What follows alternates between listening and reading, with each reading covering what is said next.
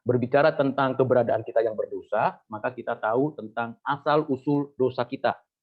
Bukan dari setan, tentu juga pasti bukan dari Allah, tapi dari Adam. Karena di dalam Adam, kita sudah ada. Dan Adam mewakili kita. Lalu Adam dengan kebebasannya sebagai manusia melakukan tindakan perlawanan kepada Tuhan. Adam punya keinginan seperti Allah. Ada bisikan dari setan, tipuan dari si jahat, sebenarnya bisa disingkirkan, bisa dilawan, tapi Adam dan Hawa tentunya bersama-sama sepakat tidak menaati Tuhan. Inilah mengapa manusia dapat berbuat dosa, yaitu karena manusia ciptaan pribadi yang punya kebebasan. Tetapi kebebasan seharusnya untuk apa? Menaati Tuhan, bukan untuk melawan Tuhan. Akibatnya dari dosa yang dilakukan oleh Adam, pertama mati. Mati itu ada tiga, mati fisik, mati rohani, dan mati kekal. Itu akibat dosa yang pertama. Akibat dosa yang kedua adalah rusak total. Sekalipun tidak langsung mati fisik, tidak mati kekal, tapi mati rohani, ada rusak total. Artinya seluruh keberadaan kemanusiaannya secara pribadi punya pikiran, perasaan, kehendak yang tidak lagi mempunyai dasar dan arah kepada Tuhan Allah. Tidak lagi punya kemampuan mencari Allah. Pikirannya, kehendaknya, perasaannya selalu cenderung melawan Tuhan. Apa yang diperbuatnya baik menurut dirinya, itu belum tentu baik menurut Allah. Apa yang dipikirkannya benar, itu belum tentu benar menurut pikirannya Allah. Jadi rusak total. Tapi masih ada benih-benih kebaikan. Namanya disebut pemberian anugerah umum kepada manusia. Itu akibat yang kedua. Yang ketiga, berbuat jahat, berbuat dosa. Makin lama, makin hari, makin berbuat jahat. Nah, ini tiga akibat dosa. Dampaknya apa? Dampak dosanya pada apa? Pada lingkungan, merusak. Dampaknya terhadap sosial, di tengah keluarga konflik, dalam masyarakat bermasalah, dalam hubungan dengan anggota demi anggota masyarakat bermasalah, itu dampaknya. Dalam mencari ilmu pengetahuan juga ada dampaknya. Pengetahuan yang dicari tidak sempurna. Pengetahuan yang digunakan untuk hal yang jahat. Itu dampak. Ketiga, hukuman. Hukuman dosa apa? Pertama, di Taman Eden diapakan? Diadili, lalu diberitahu hukumannya yang kedua apa? Beranak cucu itu bagi perempuan itu sangat susah, mencari nafkah itu sangat sulit. Karena tanah dikutuk. Manusia tidak pernah dikutuk oleh Tuhan, tapi tanah dikutuk sehingga manusia susah mencari nafkah. Melahirkan sulit, karena itu bagian dari hukuman. Lalu yang ketiga apa hukumannya? Diusir dari Taman Eden. Taman sukacita, taman kebahagiaan menjadi kesulitan di bumi, ya di bumi di luar Taman Eden ini menjadi berat. Itu dampaknya, ya hukumannya. Itu hukumannya. Jadi ada akibat, ada dampak, ada hukuman. Hukumannya apa? Kita lihat dalam konteks kita. Ada yang natural, ada yang spiritual, tapi nanti ada yang kekal. Yang natural ya semua orang sama-sama menderita di bumi ini. Yang spiritual ya tidak semua orang bisa berbuat baik. Bahkan ada orang-orang yang melakukan terus kejahatan. Akibatnya juga mereka ya apa dihukum oleh negara kalau melakukan tindakan kriminal. Jangan pikir kalau dia orang yang percaya Tuhan, kalau dia melakukan tindakan kriminal pasti tidak dihukum negara, ya tetap. Misalnya si A itu sudah percaya sama Tuhan. Tapi dia melakukan tindakan kriminal, ya tetap dihukum Tuhan dong melalui negara. Masa dia korupsi, tapi karena dia anak Tuhan tidak diberi penghukuman? Tidak, Tuhan itu adil. Jangan mempermainkan keadilan Tuhan. Nah, yang berikutnya adalah hukuman kekal, yaitu nanti pada akhir kedatangan Kristus yang kedua kali, pada zaman akhir zaman. Nah, itu berkaitan dengan keberadaan kita yang berdosa. Tetapi di pihak lain Tuhan beranugerah, memberikan apa? Memberikan dua hal, providensia dan anugerah. Anugerah umum. Tuhan memelihara, menjaga semua ciptaannya karena dunia ini milik Tuhan. Tuhan memberikan anugerah umum kepada semua orang tanpa diskriminasi. Hanya manusia saja yang membuat diskriminasi. Tuhan tidak membuat diskriminasi. Tuhan memberikan anugerah umumnya untuk mengekang dosa. Tetapi ada tiga sarana yang diberikan Tuhan, yaitu rasio manusia, hati nurani manusia, dan peradaban manusia. Hanya memang itu mengekang, bukan menyelesaikan dosa. Supaya perbuatan manusia tidak makin lama makin jahat. Dikekang, ditahan. Pada waktunya nanti, pengekangan itu dilepas oleh Tuhan pada menjelang akhir zaman. Maka kita lihat, makin menjelang akhir zaman, kita lihat kejahatan manusia makin masif. Walaupun pengetahuan tinggi, kejahatan makin masif, makin variatif. Kenapa seperti itu? Ya karena memang posisinya atau kondisinya memang manusia sudah berdosa dan pengekangan makin lama makin dilepas Tuhan. Sampai pada waktunya datang kedua kali Yesus, semuanya diselesaikan. Kondisi kita tadi sudah berdosa dan ada anugerah umum dan ada providential. Ini tidak menyelesaikan problem kita. Di pihak lain, Tuhan sudah memberikan kepada kita apa? Factum salutis. Karena kita butuh penebusan, karena kita sudah mati. Kita butuh penebusan itu karena sudah mati, bukan karena kita itu jauh lebih baik. Tidak. Karena sudah mati. Sudah mati butuh hidup kan. Kalau misalnya contoh ilustrasi sederhana, kalau saya punya peliharaan saya mati. Saya sangat berharap sekali peliharaan saya itu hidup. Bagaimana caranya ya? Nggak bisa dengan kekuatan sendiri. Karena saya tidak mempunyai kehidupan. Saya hidup diberikan. Butuh, sama seperti saya mati. Mati tidak punya kemampuan apapun. Makin lama makin berdosa terus. Dikasih nasihat baik, dikasih anjuran, dikasih apapun fasilitas yang diberikan Tuhan secara umum, tetap pikiran, hati, perbuatan, perkataan tidak benar. Bagaimana bisa hidup? Ya anugerah khusus turun. Berdasarkan apa? Factum salutis, ketetapan penebusan di dalam Kristus. Factum salutis itu yang memampukan kita akhirnya menerima dengan iman. Iman sendiri ditanamkan siapa? Oleh Roh Kudus. Jadi from grace to grace. Anugerah yang mendahului anugerah. Saya menerima anugerah karena diberikan anugerah terlebih dahulu. Saya bisa mengatakan dengan mulut dan percaya dengan hati bahwa Yesus Kristus adalah Tuhan dan Juru Selamat, itu anugerah. Tapi bagaimana saya bisa berkata dan percaya, itu anugerah yang mendahului anugerah. From grace to grace. Dan itu yang membuat kita akhirnya menjadi hidup kembali, berespon kembali. Lalu seumur hidup secara progresif melakukan yang baik dan benar. Siapakah yang mengerjakan seluruh karya penebusan itu? Dan kita perlu mengenalnya, yaitu Yesus Kristus. Sampai sini jelas? Kalau ada pertanyaan, silakan langsung ditanya. Sampai sini, kalau ada pertanyaan langsung ditanya, supaya saya bisa memberikan jawaban langsung to the point. Ya, silakan. Ya, jadi tadi kan ada hadiah, maksudnya mungkin pemberkatan dari Tuhan ya untuk dosa. Itu providensia ya Pak kalau nggak salah. Itu ada dua tadi, providensia dan anugerah umum, atau providensia itu adalah anugerah umum. Tadi mungkin pernah nangkap Pak, sorry.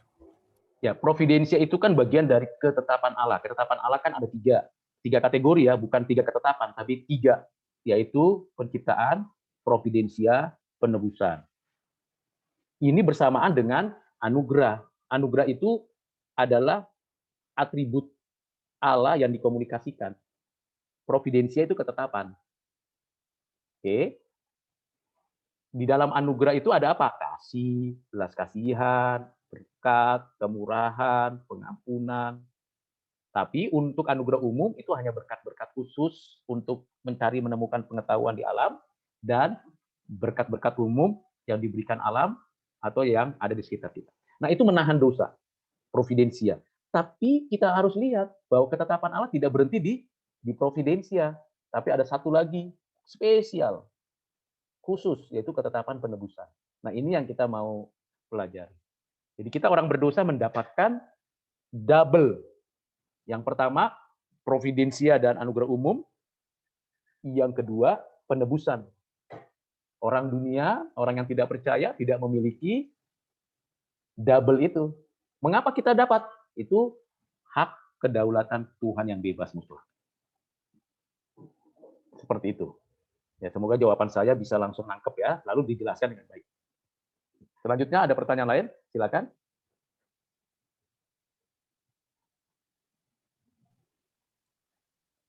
Oke. Halo Pak. Iya, silakan. Maaf, tadi saya agak kayaknya ini saya tadi agak buru-buru nulisnya. Saya agak kemis, yang natural, spiritual, dan kekal apa tadi ya Pak? Oh, itu berbicara tentang hukuman. Hukuman, tadi kan kita bicara tentang akibat. Ya kan, pertama asal usul, akibat dosa, dampak dosa, lalu hukuman dosa, lalu terakhir pengekangan dosa. Nah, hukuman dosa, hukuman manusia, hukuman Tuhan Allah atas manusia berdosa itu ada berapa? Ada 3 yang kita alami kan, manusia ya, dalam pengertian manusia ya. Yang pertama adalah hukumannya apa? Ya alamiah. Tanah dikutuk, manusia untuk mengelola tanah jadi sulit. Harus beranak cucu bertambah banyak, tapi manusia agak mengalami kesulitan ketika melahirkan, khususnya kaum ibu. Bahkan bukan hanya melahirkan, setahu saya, sepengalaman saya karena saya sudah berkeluarga, menjaga, memelihara anak dari mulai bayi sampai dia dewasa dan melepasnya menjadi keluarga baru itu sangat berat sekali beban orang tua. Nanti Anda akan alami sendiri. Itu fakta, itu alami semua orang. Tidak ada orang tua yang tenang-tenang saja merawat dan menjaga anaknya. Itu alamiah. Yang alamiah apa lagi? Bumi ini bergejolak terus, ada gempa bumi, ada tsunami, ada gunung meletus, vulkanik, tektonik, ya kan, dan sebagainya, hujan. Saat yang sama manusia beresponnya salah. Akibatnya ya bukan merawat bumi, menjaga hutan, tapi malah merusak, akhirnya banjir di mana-mana. Bukan hutan kayu yang dibangun, tapi hutan beton yang dibangun di kota. Akhirnya terjadilah kerusakan.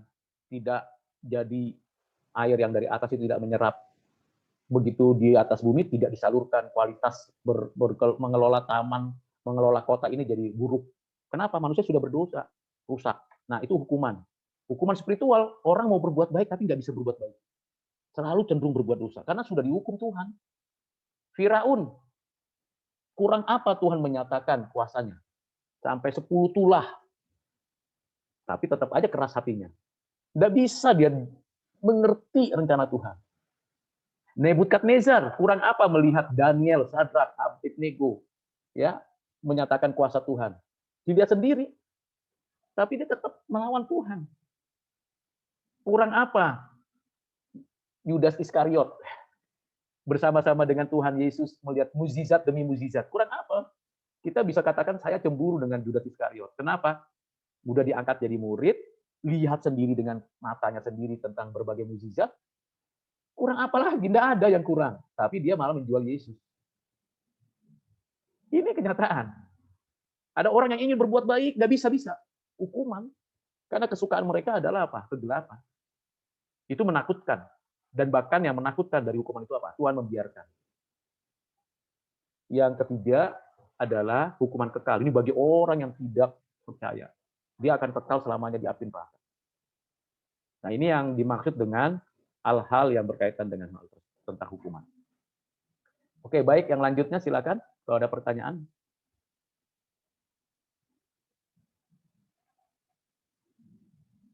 Cukup?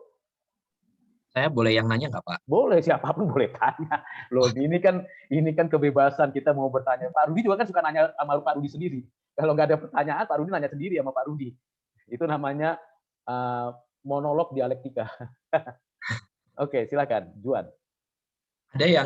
Ada seorang pastor yang bilang itu kalau penghukuman itu tuh sebenarnya bagian dari kasihnya Tuhan, karena orang-orang yang memang naturnya itu jahat, dia tidak akan menemukan kebahagiaan dalam surga. Jadi seakan-akan kayak surga itu justru bisa menjadi nerakanya bagi orang tersebut.